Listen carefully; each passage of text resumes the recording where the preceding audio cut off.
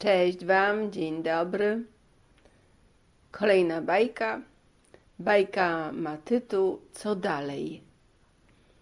Na podwórku, w piaskownicy, bawiło się dużo dziewczynek. Lepiły baby z piasku, kubełki miały kolorowe i widać było, zgodnie to robiły. Jedna drugiej pożyczała kubełek, łopatkę. Przepięknie to wszystko wyglądało. W którymś momencie jedna z dziewczynek stanęła na środku, nóżki rozkraczyła i stanęła taka butna i widać było, że coś niezadowolona. W końcu powiedziała: nudzi już mi się. Co dalej? Zwróciła się do wszystkich dziewczynek. Ta, która była najbliżej niej, powtórzyła to pytanie. Co dalej? I usłyszała, że mają iść na huśtawki. Więc podreptały we dwie, a reszta dziewczynek została w piaskownicy i dalej się bawiła. Na huśtawkach znowu była zabawa i bawiły się praktycznie wspaniale. I znowu w którymś momencie znudziła się zabawa i z kolei ta druga zapytała: co dalej? No ta pierwsza powtórzyła: no właśnie, co dalej? Usłyszała w odpowiedzi i nie wiadomo od kogo i dlaczego. No to chodźmy na spacer. I poszły. Poszły na spacer, później robiły jeszcze wiele różnych czynności, ale za każdym razem jedna pytała, co dalej, i druga pytała, co dalej, i dostawały skądś w zaczarowany sposób odpowiedzi. Pod koniec zabawy jedna z dziewczynek powiedziała do drugiej: czy ty zauważyłaś, że my cały czas, jak nam się już znudziło, to zadawałyśmy pytanie, co dalej, w znaczeniu, co dalej mamy robić, w co się mamy bawić, gdzie mamy pójść, ale zawsze to było co dalej. No tak, mama tak zawsze moja mówi. Jak zrobi jedną czynność, to mówi głośno: co dalej? Widzisz, a w moim domu robi to samo mój tata. No widzisz, może nawet to nas połączyło w zabawie, bo ty miałaś z domu taką naukę, a ja też z domu, powiedziała ta druga. To były takie już większe dziewczynki, ale lubiły jeszcze bawić się w piasku.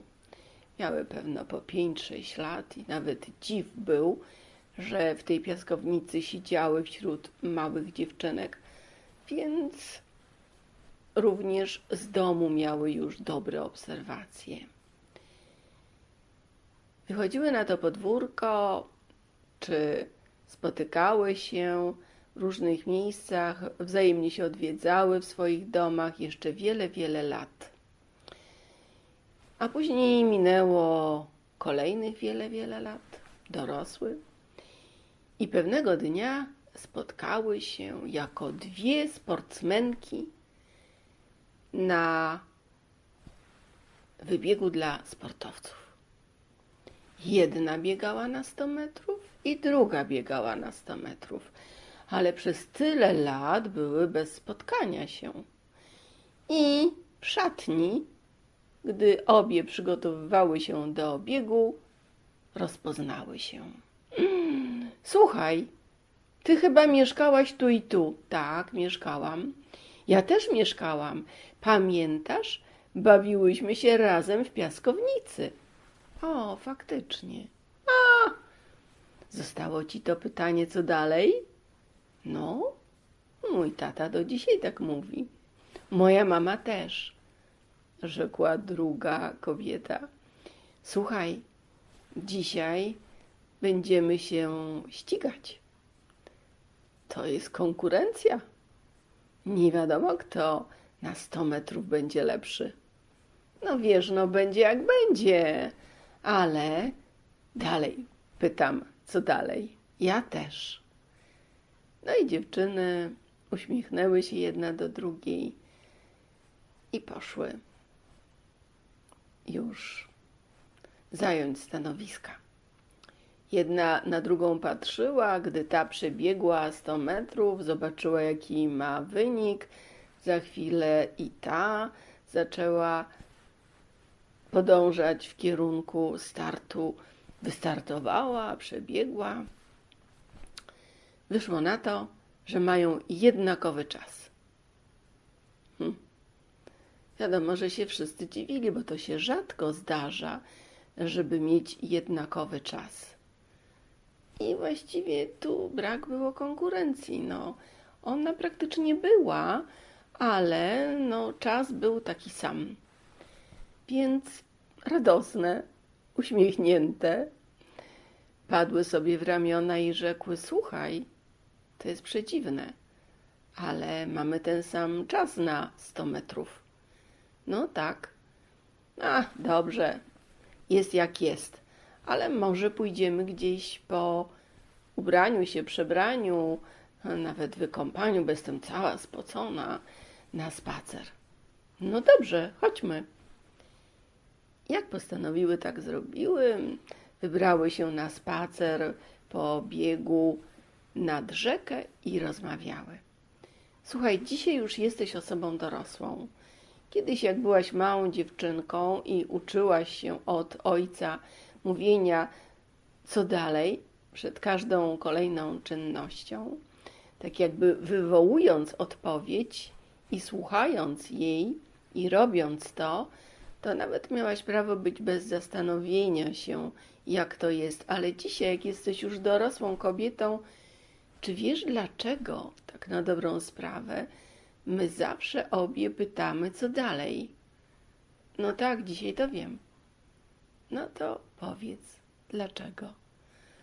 Wiesz, w miarę dorastania i obserwacji tego, kim jestem, uświadomiłam, że pytam, co dalej, ale w odpowiedzi mam odpowiedź płynącą ze swojego środka, a ja z wnętrza, odpowiedziała ta druga.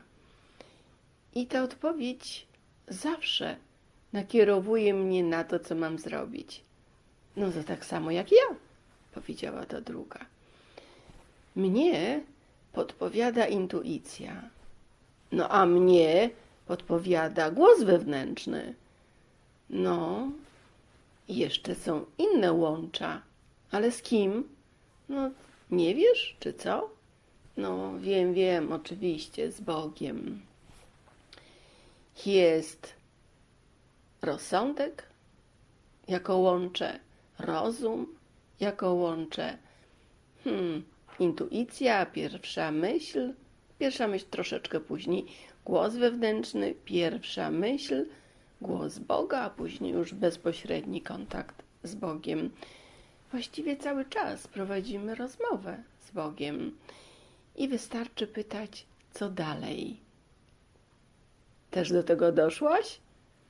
No, tak, powiedziała ta pierwsza.